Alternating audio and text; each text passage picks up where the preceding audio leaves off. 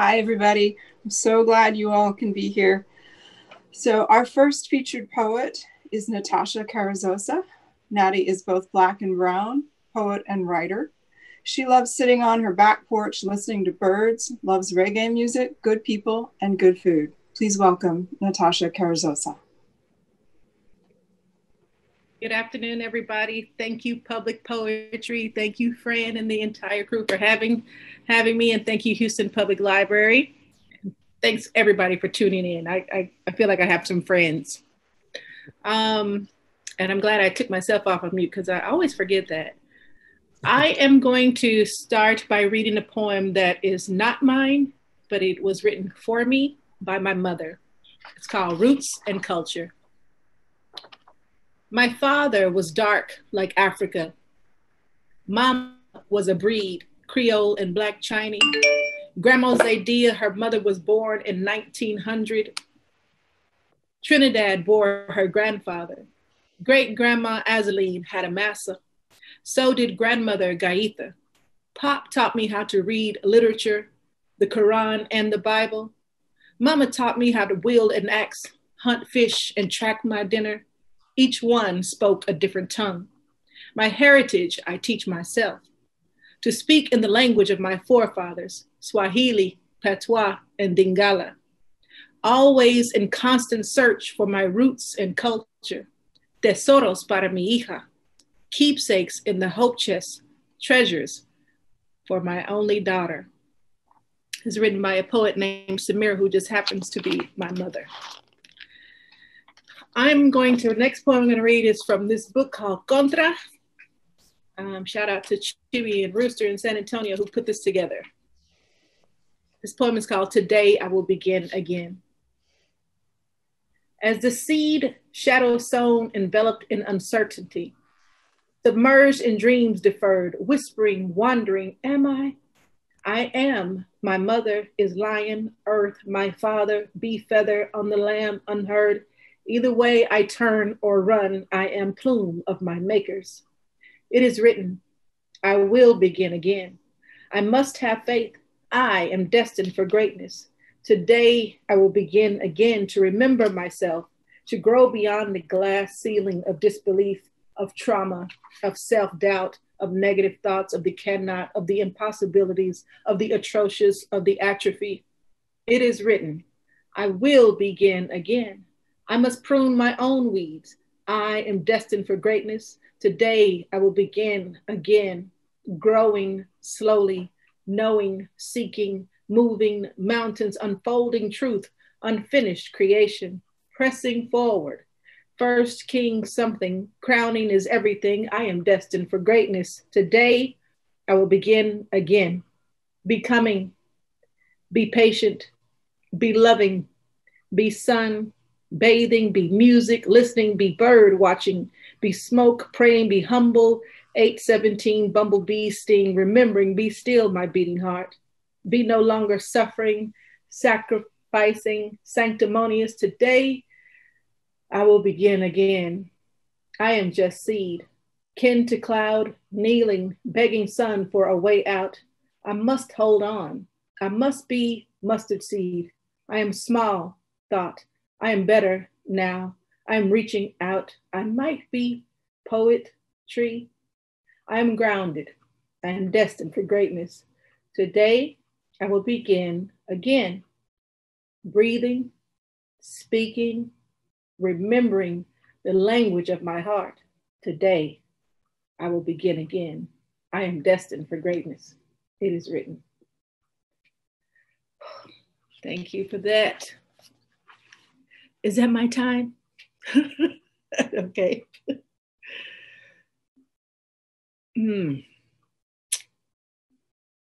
This is called, this is from my book. This is called Fiend.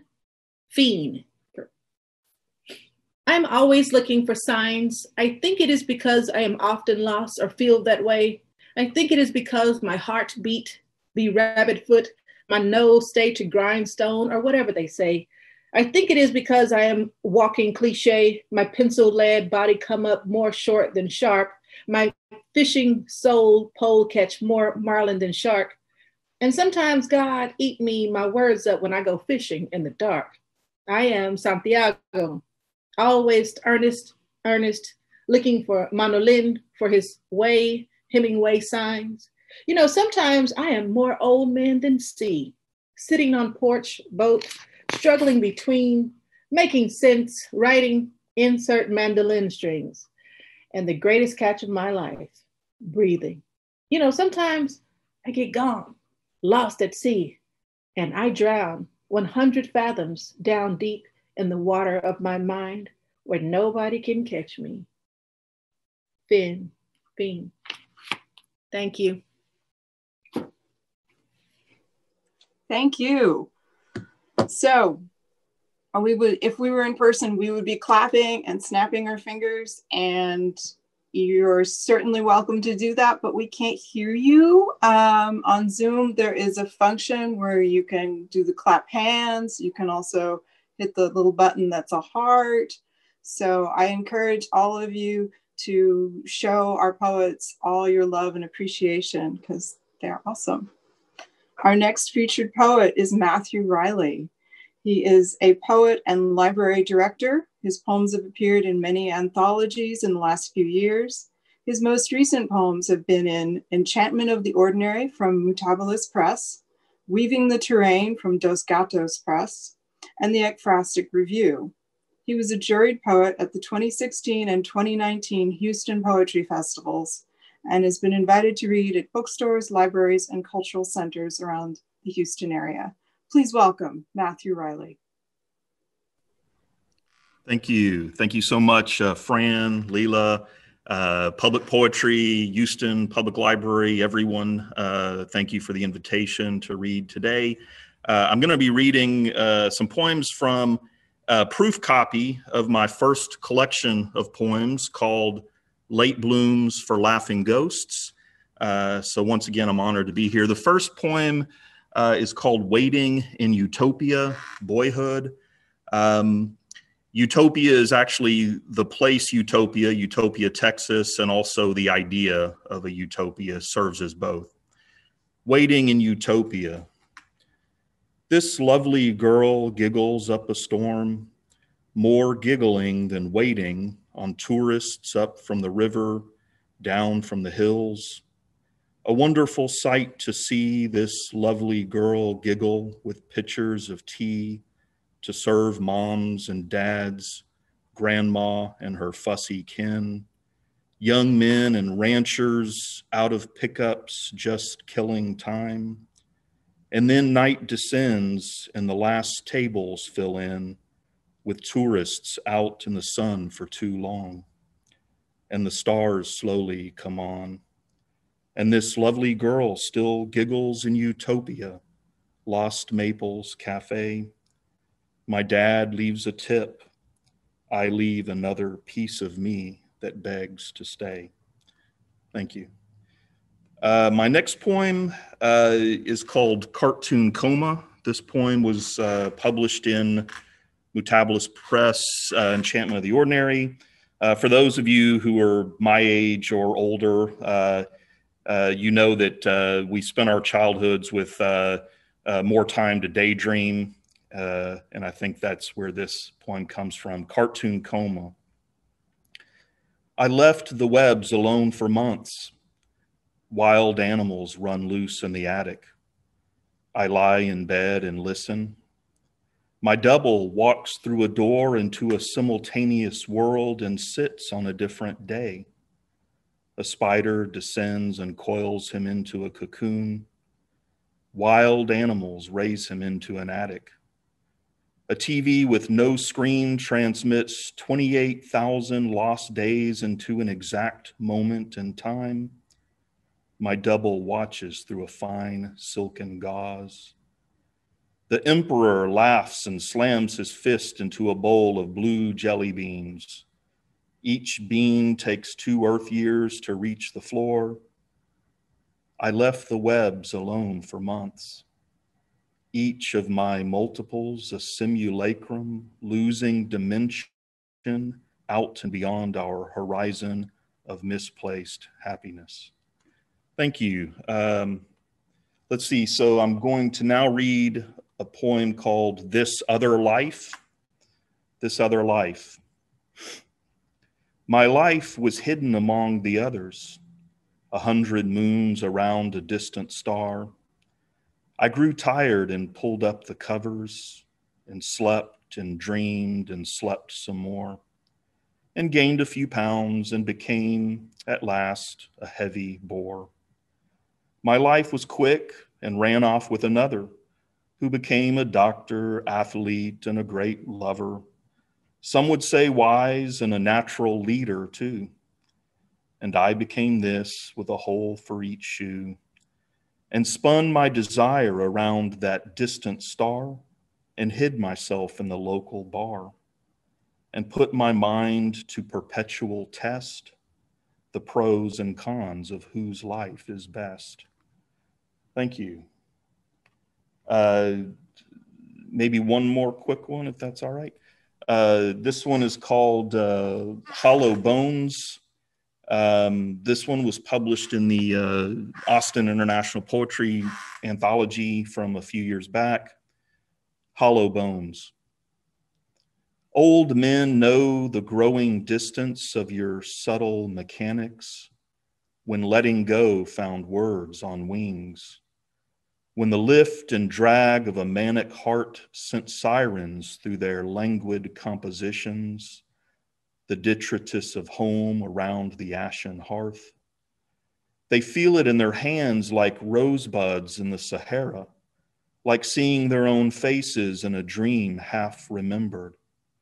They say, I will weep for wisdom from the wheeled throne with arm bled and eyes to stone. I will sign my name song on the hollow bones of your mended hawk and send him north toward your darkening skies, hounding the lowlands as he flies. They feel hard time in the lines of their jurisdiction, the lines they crafted as artists of industry, the marks and numbers bled dry as the deep lines on their thin, parched skin. Thank you. Thank you. Bravo. So our next poet is Carolyn Dahl. Carolyn Dahl is the 2020 winner of the Poetry of the Plains and Prairies Mary's chapbook contest for A Muddy Kind of Love, which will be published by North Dakota State University. Her 2019 chapbook, Art Preserves What Can't Be Saved, was the first place winner in both the National Federation of Press Women's Communication Contest and the Press Women of Texas's contest, the chapbook division, and also received an honorable mention in the Eric Hoffer Book Awards. Please welcome Carolyn Dahl. Thank you. I'm really glad to be here also. And I also want to thank all the people that have tuned in today, because this is kind of a really dramatic day and a lot of people could be popping corks or celebrating, but they've chosen to come for poetry. So thank you very much. Now that I'm isolating and I can't travel, I'm thinking about travel a great deal. So the other day I made a little list. And I listed all the places that I had traveled in the world, and then all the places that I had traveled in the United States, not where I was teaching in a conference where I was in a hotel all week, but when I was actually on vacation and exploring the area. And I looked at it and I thought to myself, oh, I hope this isn't it. I hope that there will be more. So that question, when I was thinking about travel, led me to think about some of the poems that I've written about some of the experiences I've had while traveling. So I want to read one from my chapbook, Art Preserves What Can't Be Saved. And it's a poem about Mexico, back when you could travel in a lot different way than now. It's called All Night Bus. With a push and a shove, I board the dirty dented bus. It lurches forward, jerks the roof riders clutching racks and bleeding goats. In a seat for two, three of us squeeze. Sandwiched in the middle, I press against the aisle sitter's body, half of which balances on a sliver of seat, the other half suspends over the air of the aisle, held in place by the push of another body from across the gap. Caught in a bridge, the two men levitate like magicians over the abyss, conjuring seats where none exist. Daylight disappears into smudges, flares briefly in fractured window cracks, confusing the rooster who crows beneath a man's serape. Sometimes we skid to a stop in the desert's nowhere, drop a family into shadows, their goat leading the way home through starlight and scorpions. Shouldn't I be afraid? Saguaros rise from the dark, thick arms raised like bandits who might be real. I am a woman alone. I know no Spanish, riding with strangers and a driver high on peyote, in a rickety bus leaking carbon monoxide. Yet what I feel is peace. I trust the dusty Madonna pasted to the bus wall, her hand raised in perpetual blessing. I find comfort in fussing babies under mother's rebozos, smelling tortillas, the soft breaths of the aisle sitter whose head has nodded onto my shoulder. I have the luxury of choice. Yet I chose this box of souls, rattling over rock-studded roads, on patched tires and rusted axles. I don't sleep, but watch the driver's rosary swing from the broken mirror. I hold my place in this moment, like the aisle sitters hold each other over the abyss until morning. One of the things that I think also about the pandemic that is perhaps one of the positive things, if I'm looking for something out of that situation, is the return of people making their own music with their bodies. We've seen the return of singing all around the world. And I think that that is really a very plus, because I know sometimes when I'm upset, I go to this website or the YouTube where the Italians are singing on their balconies. I don't know if you've heard that, but it's just one of the most marvelous things. And every time I hear it, I think to myself, yes, there is such a soothing quality in the sound of human voices singing all together. So this poem is kind of a music poem. Treetop tenor. Singing his arias from the top of a red bud tree like a tenor hoping to shatter glass. I unplug my earphones and listen to his mockingbird riff, a blue jay, cardinal, woodpecker stutter. The way he struts his songs, though hawks circle nearby, makes me wonder, when did I lose the courage to sing? I remember warbling in front of an old piano, plinking the ivories, pumping my lungs to natural woman, delirious with notes and reasons to sing. When did I grow silent? Believe music no longer requires a throat. The gray bird doesn't peck an app, nor download the top 10 avian tunes, though he is a Napster of bird songs. When he rewinds his songbook memory and without changing feathers, trills an Oreo, I shape my soft lips to the point of a beak and find my voice again behind my teeth and scat sing with the bird. My husband rushes from the house, binoculars dangling from his neck, and searches the tree for a strange new bird he's never heard.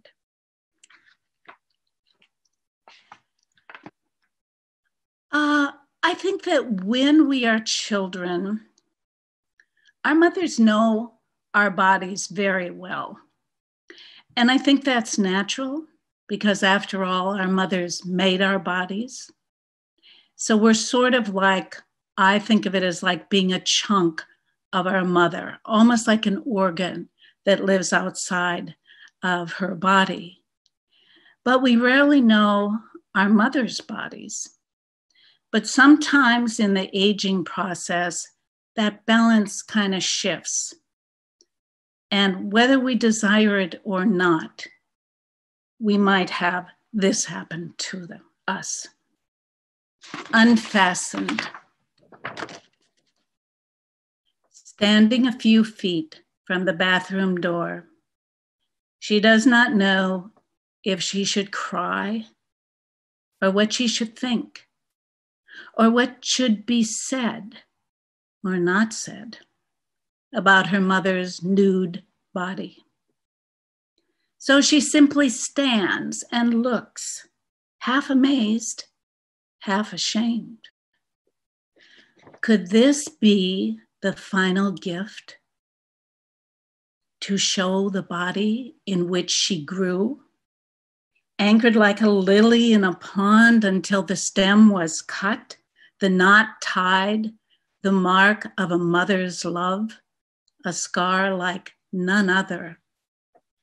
Her mother lets her stare unnoticed because somehow a child is no longer a part of her world, no longer what counts. Unlike the smiling nurses who have come to give her a bath and move her politely aside, the daughter no longer needed. Thank you.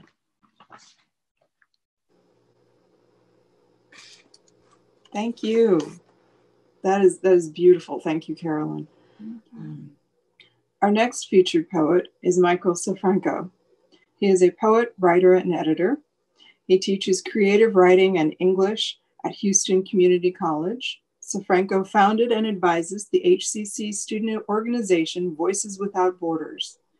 For 18 summers, he also led creative writing classes at Cambridge University in England as part of the Oxbridge academic program. There he served as Dean of Faculty. Michael earned his MFA at the University of Iowa's creative writing program. His work has appeared in dozens of journals, and his full-length collection, American Sign, received the Antonio Machado Prize in Poetry. Please welcome Michael Sofranco.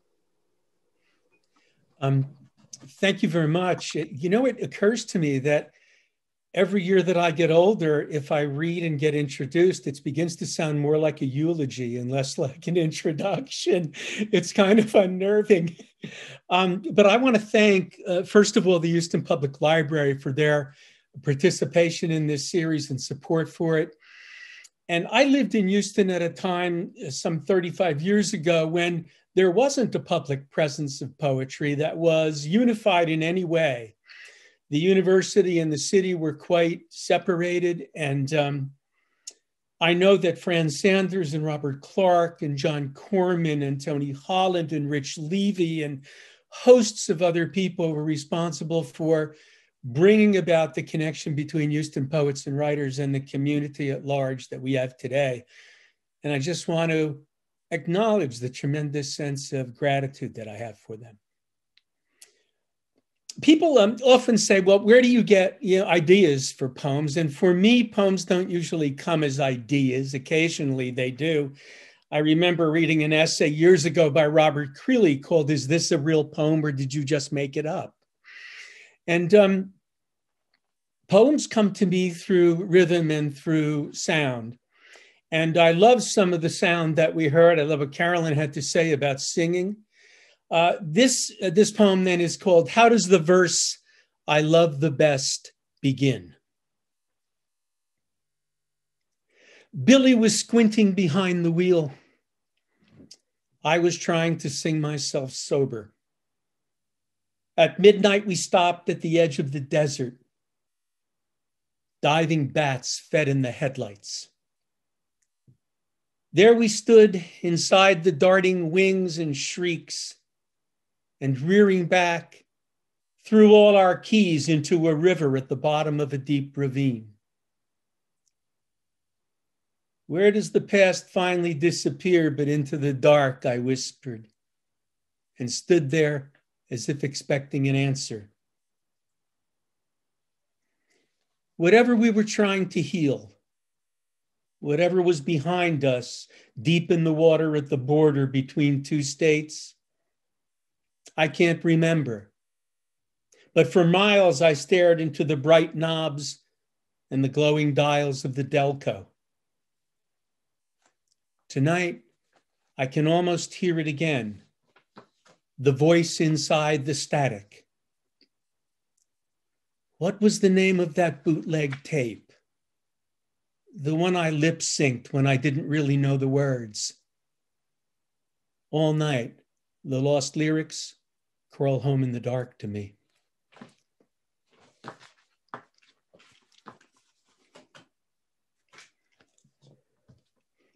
Recently, I got interested in the idea of writing longer poems in little sections. And I have to say that the inspiration for this poem came from a kind of unusual place. It came from a poet named James Tate, whose work you might know. Most of the time, he's kind of funny and frivolous, but he had a poem that was called The Museum of Animated Nature. And it began, you think you are going to work, but you're going to the cemetery. And it was just a kind of depressing idea that it appeals to me. So this is called Stammers at the Exhibition.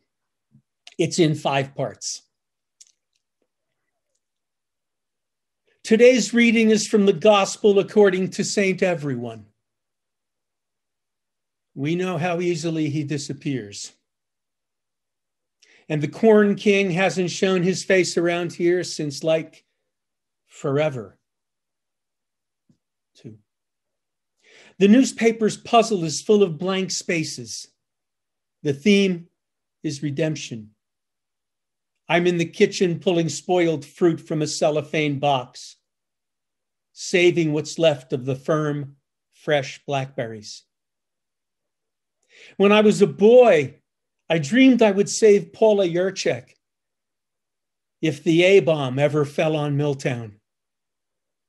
Now, I'm a bald man with colorful birds flying on my brightly printed shirt.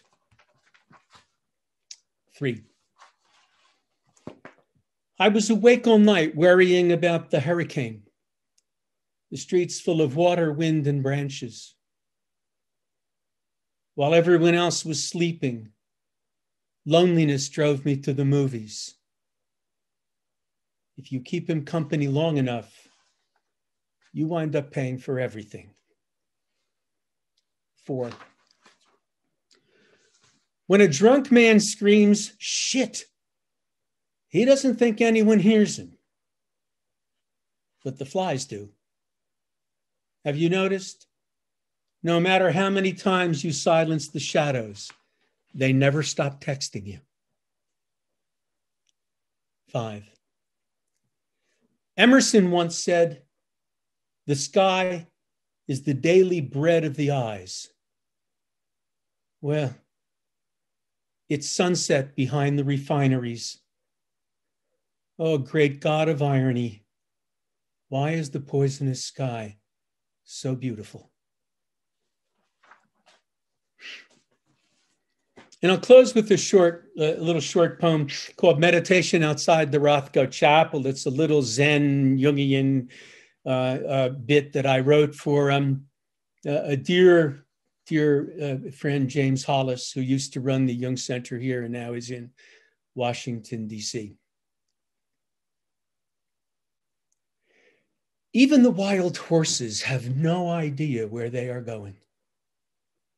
You can't glimpse the future in their glassy black eyes. Everything the sky is given, the clouds deliver. And if I wait until they no longer change into faces or familiar shapes, my shadow evaporates.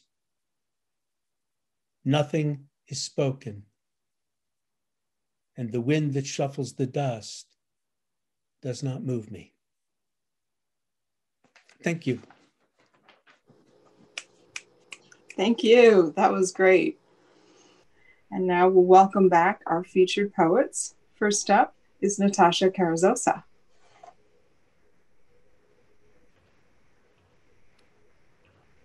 sorry. I was just leaning back, enjoying the show. Thank you, poets. This has been really wonderful. I loved everything that I heard. Excuse me. This is called Crawling Down Deep. It's in a collection of poems I have called Blue in the Face, where I listen to old blues music and I write in a language that, yeah, you'll hear it. I want to crawl down a sound so deep down I get lost in a blues man throat. I'm talking about standing in the middle of old man winter without no coat. I need to feel what it means to be covered by snow. In a time so cold, all I can do is rock back till I roll. Roll till my soul can't take no more. I want to crawl down a hole dug so deep I fall asleep on the guitar strings. Pick like my people pick cotton. Black fingers beating down some red hot hell with blues in their belly and God in their mouth. I'm talking about ain't no way out but to sing till it rain fire from the sky. Lord, I want to crawl down, way down past them dusty hymn books under that wood church pew while preacher man be telling them how they should act and what to do. I just want to drink some old shine while you set fire to the roof. I want to crawl down deep inside a drop of rain because I feel like hell. I'm going to ask that piece of water if it had got a father, how he look, how he smell. And I'm going to sit there like I'm sitting in a Jesus swing till it give me the blues and till that water tell me everything. This is called Waiting to Drown. I used to be a Girl Scout and we used to sing this song, The Ants Go Marching One by One, hurrah, hurrah. So,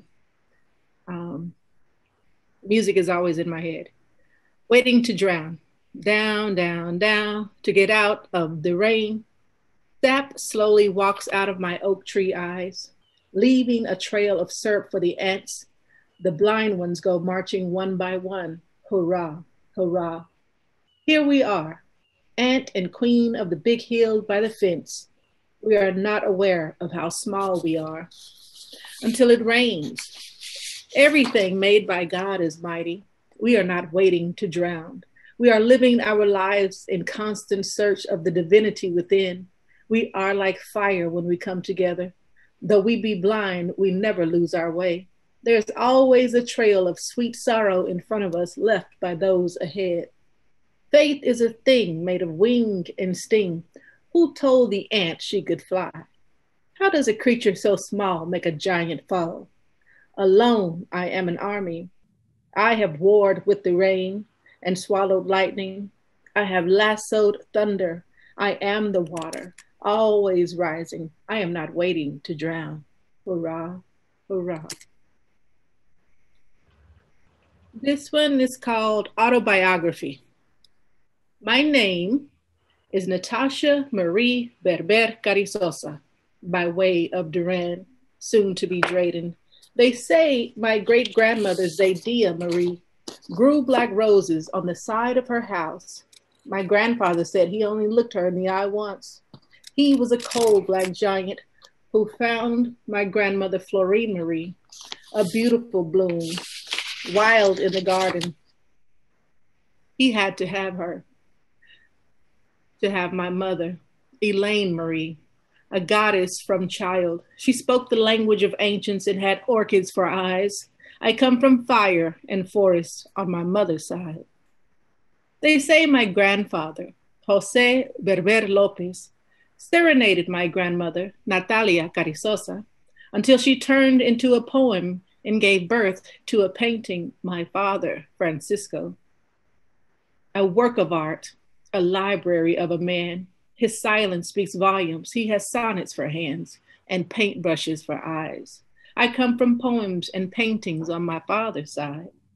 My daddy, Ernesto Duran, they called him calote, meaning cornstalk, a giant, the color of maize, a maze of a man, amazing man who swayed under sun, whistling while mixing dreams and chicle, meaning tar, meaning prieta, dark-skinned woman, meaning my mother. He met her while she played in mud with me, and my brother. I come from midnight and meaning on my daddy's side. My husband Charles, meaning king, Lamar, meaning of the sea, loves the goddess of mud in me. His story looks like my history, paintings and poetry, fire and oak tree, the book of John, the seed of Dati. I am sure he loves me because I remind him of his mother. He reminds me of my fathers.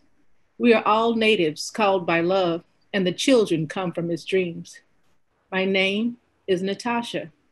I unravel myself in poems, expose my roots and truth for myself and seeds, for the reader to see the forest through the trees, the midnight and meaning, the love and life, the beauty and blessing that is we.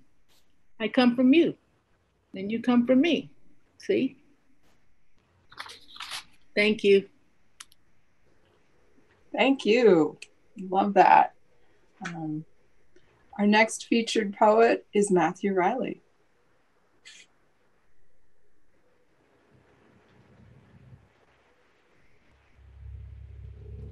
Okay. Can y'all hear me? Y'all can hear me? Okay. All right, great. Thank you. Everything's been amazing so far. It's a pleasure to hear everyone's poems. This first poem, I think the best way to understand it is imagine yourself at a work meeting that you don't particularly want to be in. You drift off to sleep and your dream becomes the meeting. That might be the best way to understand this. It's called Meeting of the Planned Unit Development Team. We wait on the great voice to rise above the din, confetti in the stage hands bin, rise above the waving hands of sinking men in amusement park aquariums, or even if the great voice would just once descend below the blood-stained linoleum to subterranean camps of insect men, anything it would say, but these little flower cups in lifeless pud-shaped medians. Thank you. The next poem is called Between. Let's see a little further down. Okay, Between. Between hellos, heaven shorts and cascades of aureola clouds. Between hellos, the fasting mechanic disappears into the automaton with his dream of simple respiration.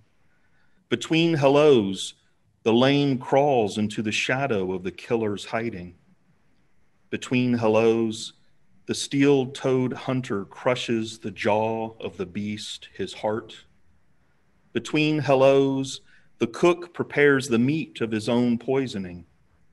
Between hellos, the hapless victim awaits his perpetrator's resurrection. Do you ever think of him between hellos, endlessly awaiting orbital resonance? Do you ever think of him?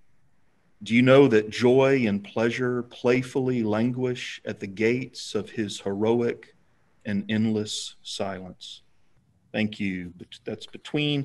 The next poem is called Folk Tale. This probably would have been better prior to Halloween. It's, I guess you could say, a modern retelling of a folk tale. She walks through prairie where tall grasses sway in dappled sunlight, her dress dragging burrs and needles. Again, the great mystery is a forest, huddled in cave light, bird shadow, black magic, more dark matter. A gap in the tree line becomes a mouth, a conveyor to her other half, a conveyor which exits forest through an eye.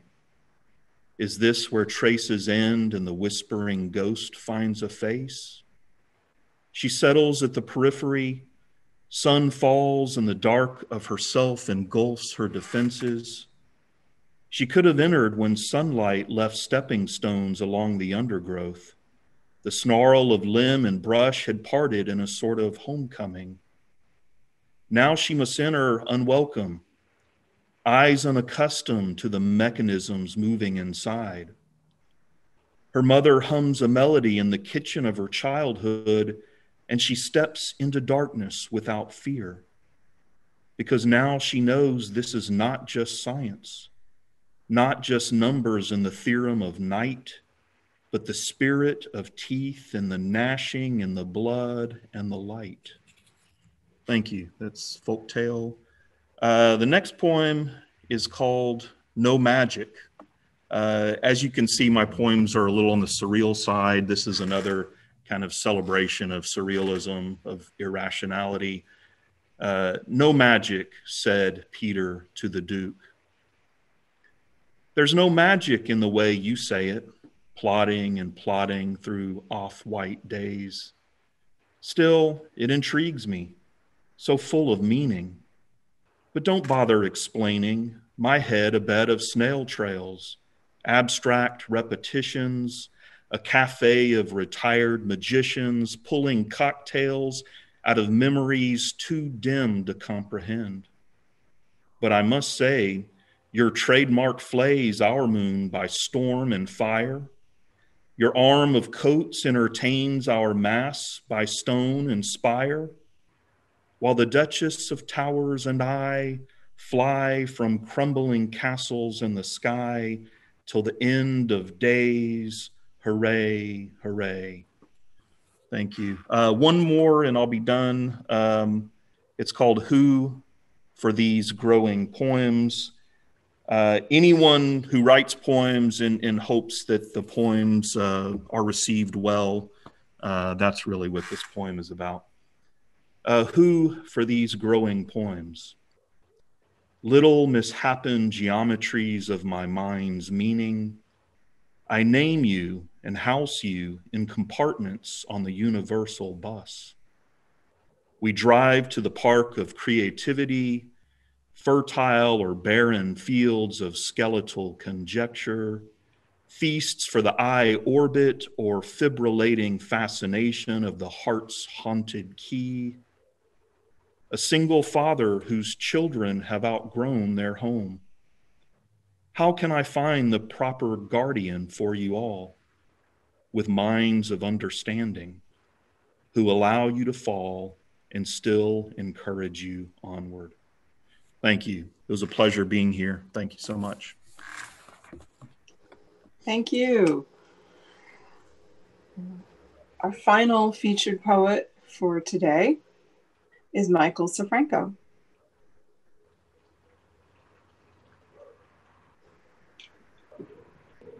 Did we lose Carolyn?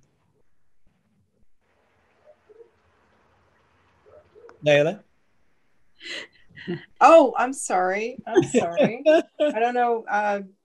Sorry, never mind. We're not there yet. All right, Michael. Wrapped up. Hi, Carolyn. Yes, so welcome back, Carolyn Dahl.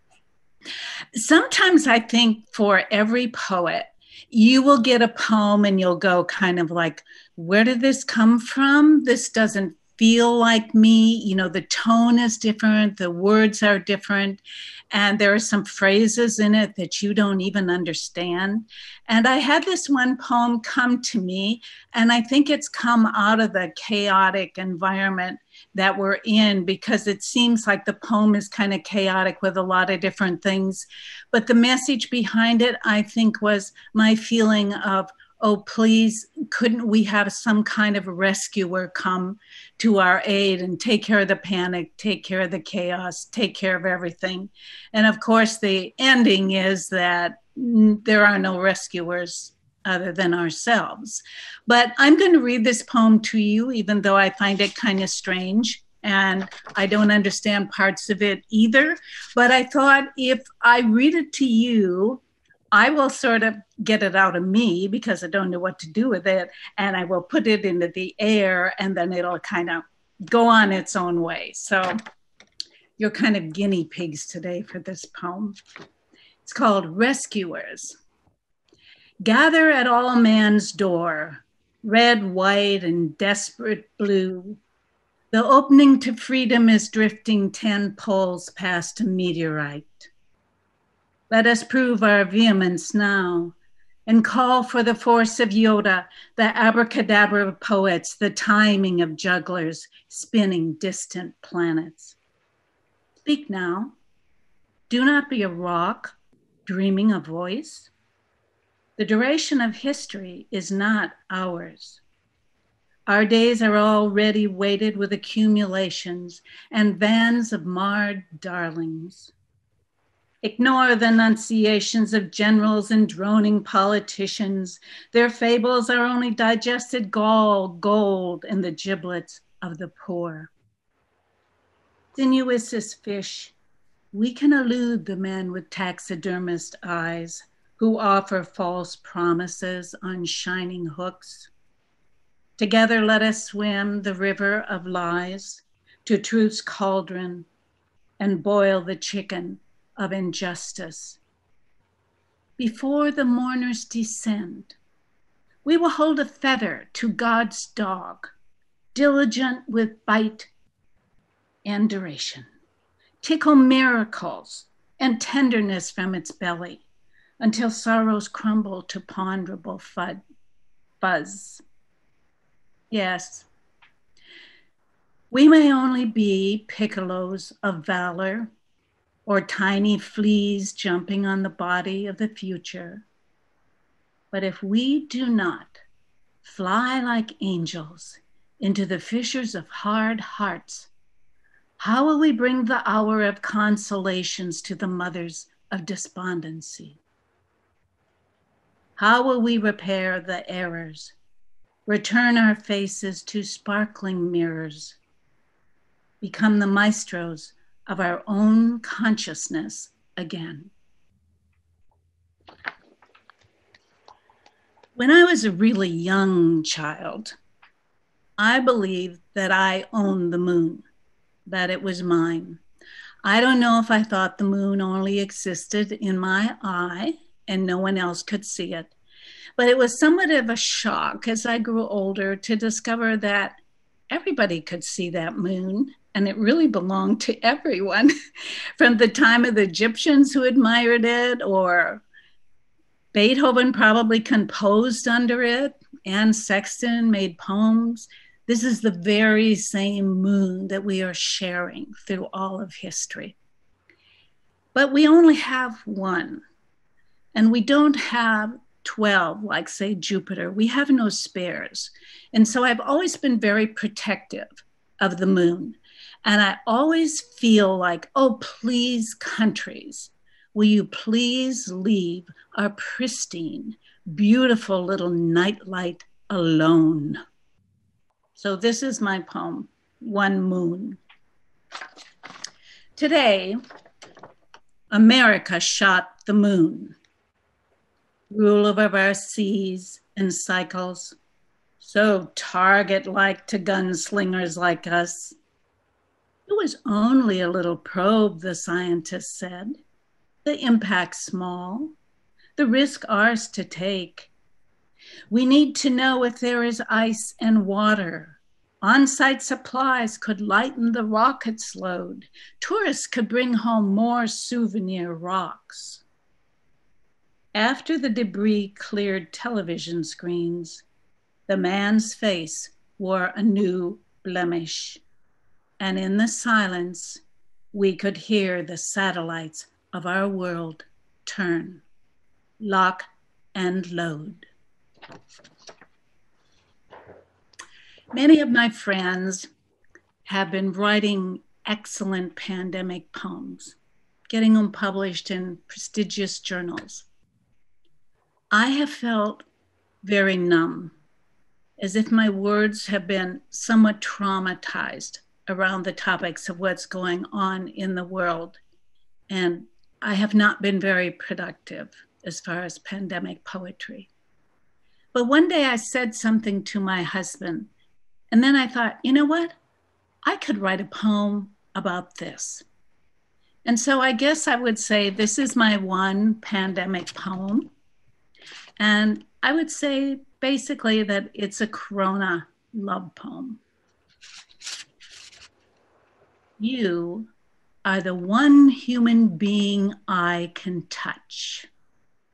I tell him, and grab an arm, twirl into the curve of elbow, roll into the warmth of his chest.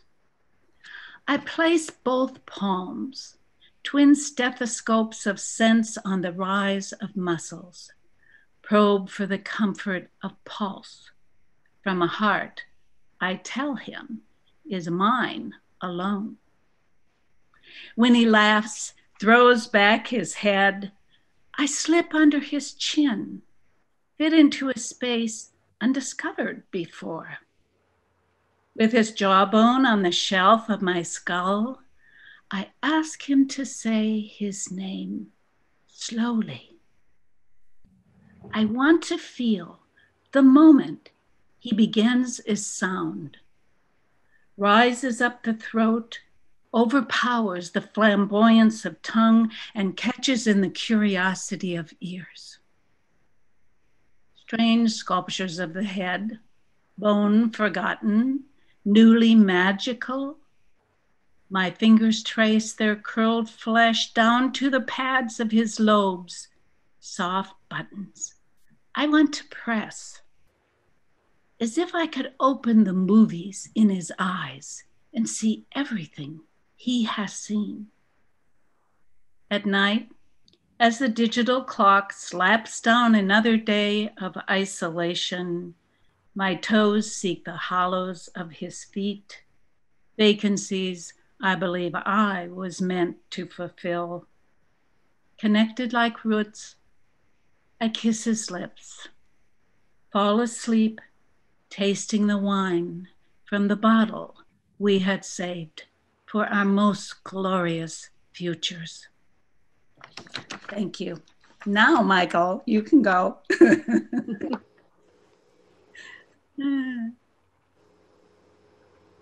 Go right ahead. I knew you were there somewhere, Carolyn. Yeah, before I read these last couple of poems, I just want to acknowledge, I saw that Robin Riegler was here, and talk about people who have made a difference in bringing poetry out into the community. I mean, thank you so much, Robin, for all of your work. You've just been an inspiration to so many young people and so many people at U of H and other places. I had a conversation some time ago with a friend of mine, a poet, Andre de Corvin, who I haven't seen since the pandemic began. I miss him very much. And he asked me if, we asked each other if we had regrets about anything. And I said to Thomas, although I loved the fact that I grew up in the 60s and 70s and was a child of sex, drugs, and rock and roll, there was a part of my life that I felt a bit like I might have wasted. And so this poem is called A Few Regrets. I should have said yes to the huge carp surfacing under the bridge. I should have sat on the edge of the dam at the lake much longer. I should have learned more about gravity. I should have refused the merchandising of the things that once blessed me. But when I watched the evening news, the side of a crucifix cracked open holes in the head of a man who wore no clothes. I watched the blood soak into the bare ground. I watched so long I saw the scar.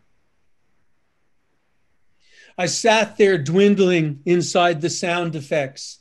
I stood there caught in the parade. I joined the others saluting the flag as the dollar fell in the meek inherited dirt. Then I woke in the arms of a woman who wanted to dance all night. Her name was America. She ransacked my pockets while I bled on the sheets. Sometimes I still think I glimpse her in the fog in a magazine or on the dirty side of dollars where the father of our country sleeps. I was wild iron in those days, eager to press myself against whoever would have me. The steam rose off my chest like medicine. I thought it could cure everything.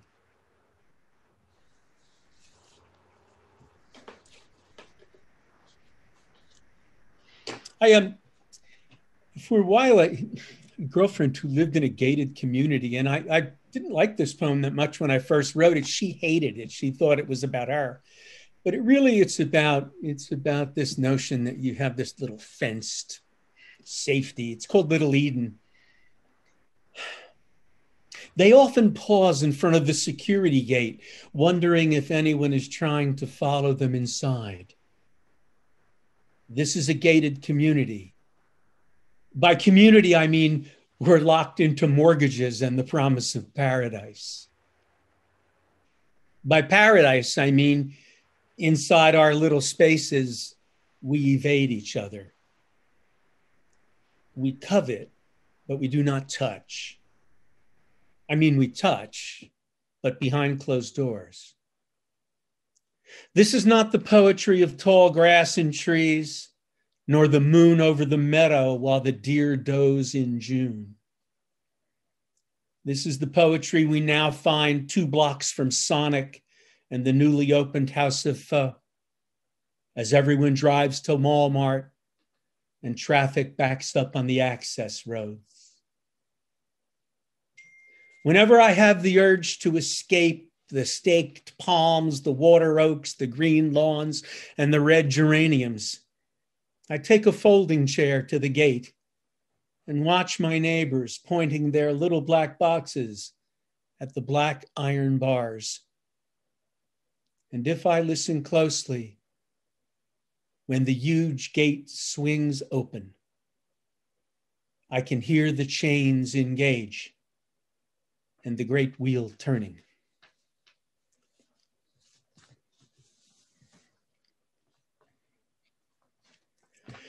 The last poem that I want to read is, it's in memory of my parents. When I was young, I probably spent most of my 20s writing really bad poetry about how much I hated them and what terrible people they were and how they mistreated me. And by the time I was 30, I said, Michael, you're not 15 anymore. Get over it.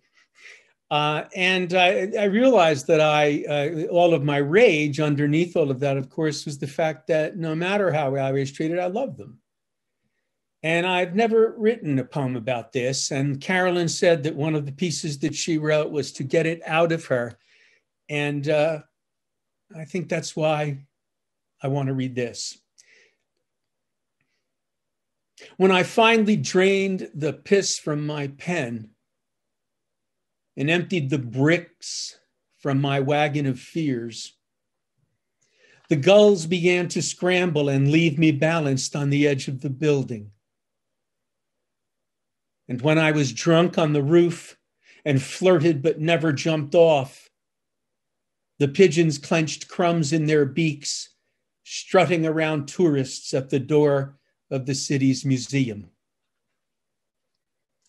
I wandered in circles, asking myself why I had lunch with the dean of instruction at a Chinese restaurant, then squabbled like chickens and settled the check.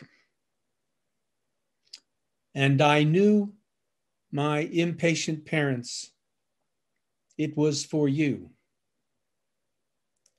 For you, the cracked glasses, the one eye turned backwards, the red eye of anger drunk on itself, and the mouth that was frothing, and the sea foam unsettled, unceasing, was also for you. And so was the sword-like distraction of silence, which settles its blade in my heart each day. Thank you all very much. I've enjoyed this tremendously.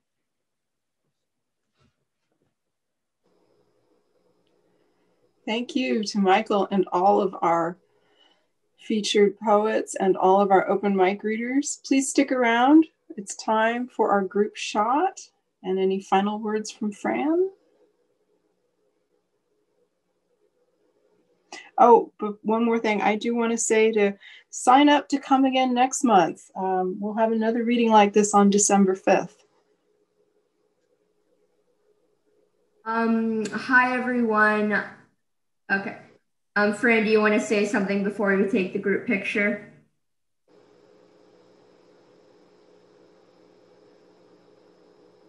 Having trouble. Yes. No, I'm just slow. So this has been a great reading. Thank you all. I've really enjoyed this, and it's really great to be spending this time with all of you. So I do hope you'll be with us again next time. If you're not a member of Public Poetry, it would be great if you could become one, because that's how we keep going.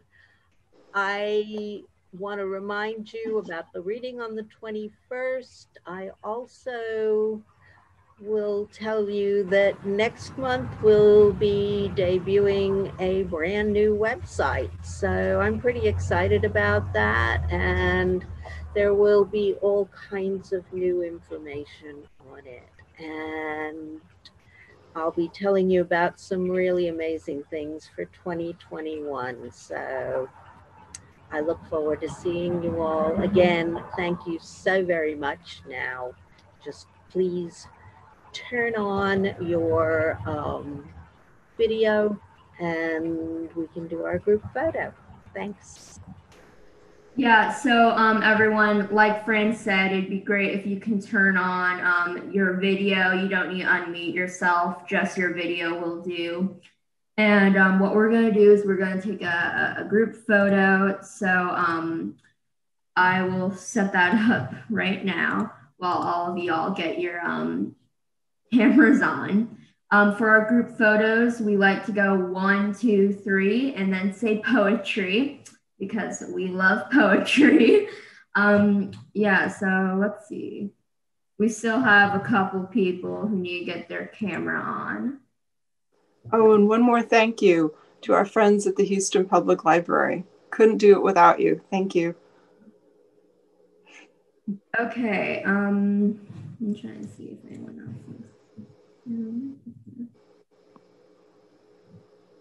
is. Okay, so we're going to take a few photos since we have so many amazing people here. Thank you for coming. So let's go ahead and do our first round. So remember, once it's 1, 2, 3, poetry. Okay. It's ready. 1, 2, 3, poetry. Poetry. Okay, so let's do another round. If your camera isn't working, you probably just don't have a device that has a camera on it, which is okay. It'll be fine. Then, okay, so everyone ready for the second round? 1, 2, 3, poetry. Poetry.